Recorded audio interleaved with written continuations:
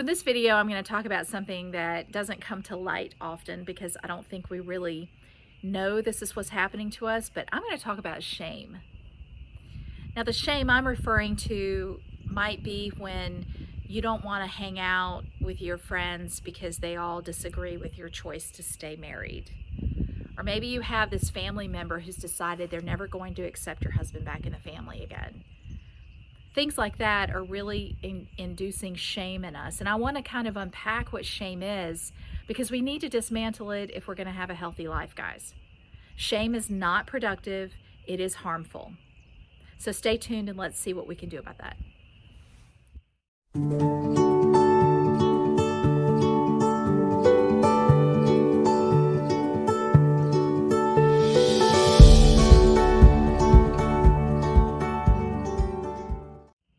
Okay, so I'm a huge Brene Brown fan. Yes, Brene Brown fan. She is amazing, and I've read a lot of her books, and she has a wonderful description of what shame is. So shame is the intensely painful feeling that we are flawed and somehow not worthy of love and belonging. This is a powerful, powerful definition. So what we feel, guys, when we're, feeling like, okay, I'm gonna RSVP no to the neighbor's party because everybody's already whispering about what's going on with us, and I just don't want to be around that. I feel shame when I'm around them. That kind of thing, that's shame. Somehow, some way, because of other people's judgments and other people's feelings and things like this, suddenly we feel like something's inherently wrong with us for making the choice to stay married. Or something's inherently wrong with our husband for having an affair, or something's inherently wrong with us because our husband had an affair and it must have been our fault. Whatever it may be, that's called shame. So why do we feel shame? And when we're trying to heal our family and we're trying to heal our marriage, shouldn't that be a good thing? Yeah, it totally should be a good thing. So then why do we feel so much shame in the process of this? Well, there are three aspects that really feed into why we feel shame. And the first one is disconnection. In my case, I mentioned I have a friend who I was good friends with her. She was a huge support system for me when I found out about the affair. But then when I reconciled with my husband, it suddenly became, once a cheater, always a cheater. You're crazy for reconciling with him. You should not be doing that. You're a fool if you think he's going to be faithful to you. She was not supportive. She wouldn't even talk to my husband. This was a friendship that had to end. And I'm telling you, I felt a tremendous amount of shame because of the things she was saying to me. Something must be wrong with me if I want to reconcile with my husband. I'm not worthy of love. I'm not worthy of belonging. All those feelings wrapped up into shame. So I disconnected myself. All my friends were married, happily married.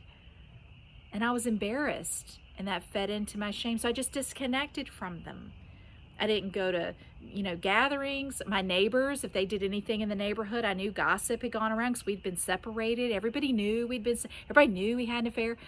And the shame just ate me alive. So I disconnected. So disconnection, what happens when we disconnect?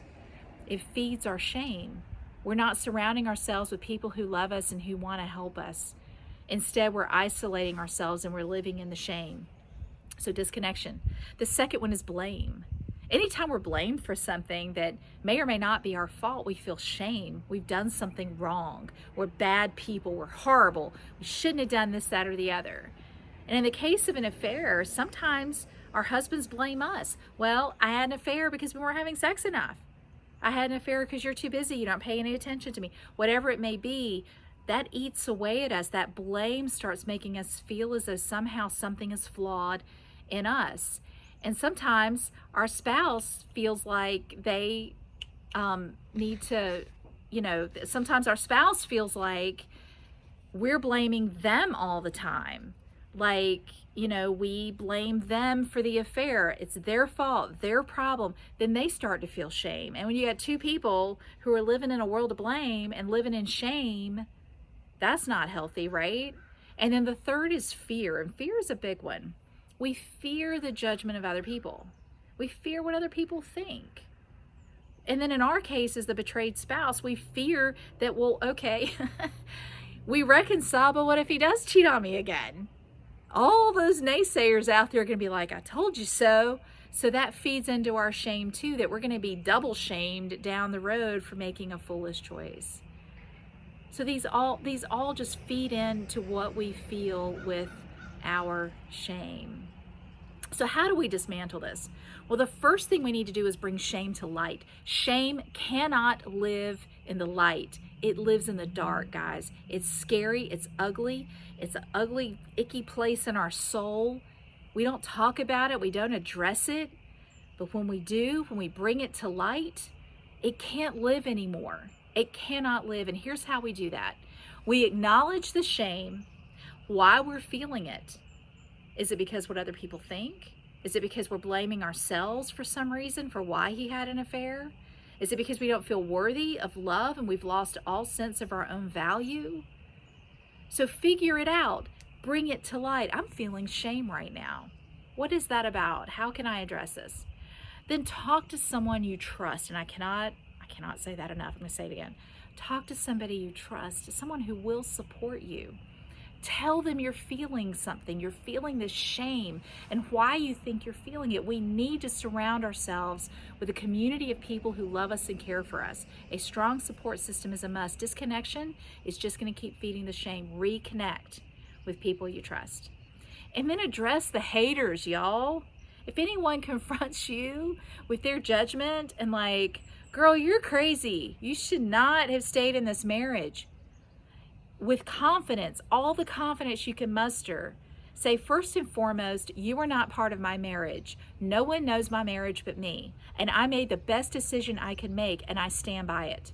And if you disagree with it, that is completely your choice. But I am setting a boundary right here, right now, that your choice is not going to affect my choice. If you're going to choose to not agree with me, that's on you. It is not up to you. It is my life. It's my personal life, and it's none of your business. Stand up to the haters. That will start chipping away at your shame. But the biggest thing we can do to kind of alleviate the shame in us is respect ourselves for staying. Y'all, we made the hard choice. Now, yeah, getting a divorce is not easy. Don't misunderstand me.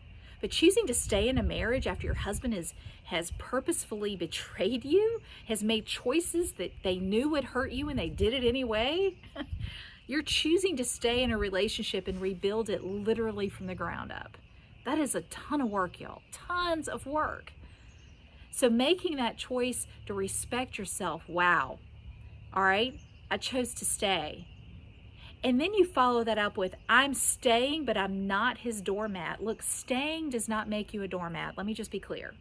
Just because you choose to stay, and even when you choose to forgive, that doesn't make you a doormat. That makes you a human being who is choosing to love and choosing to forgive and choosing to move forward with firm boundaries set around you. Very clear boundaries that say, if you do this to me again, our marriage is done. This is what I'm offering. So you choose to do these things. So that's one way to dismantle the shame. Respect yourself. Remember, you're not a doormat. And then you respect your marriage and what it stood for before the affair. You know, what it was before the affair was probably decent. And it might not have been perfect, obviously. Sometimes affairs happen because there is something in the relationship that's not working well.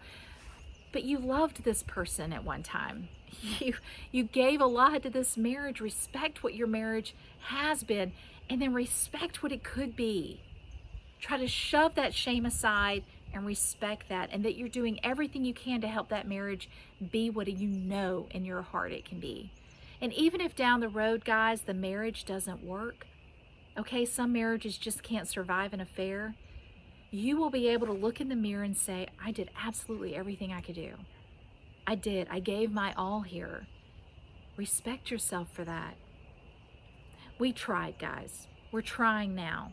We need to feel proud that we're giving this a shot, not shameful. So shame is not healthy. Carrying that around is not productive, especially if your goal is to move forward in a healthy way.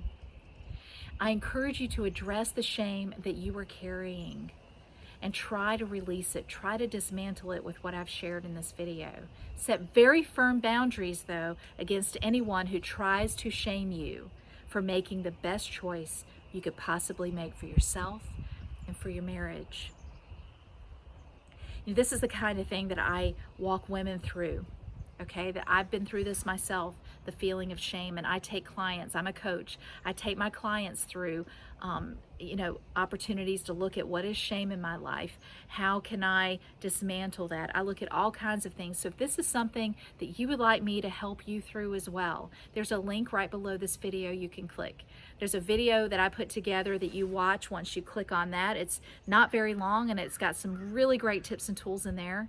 And then if you like what you see and this is the kind of thing you'd like me to help you with, there's an opportunity to make a free appointment with me. I call it a strategy session. We'll talk for about an hour. I'll see where you are on your journey, and then we'll look at ways I can possibly help you.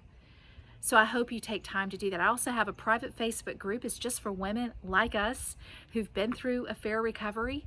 Click on that, join our group, and we'd love to know ways we can support you through your affair recovery journey. And I also created a free guide. That link is below as well. So lots of great resources below, and I look forward to an opportunity one way or the other to get to know you better and where you are, and good luck dismantling that shame.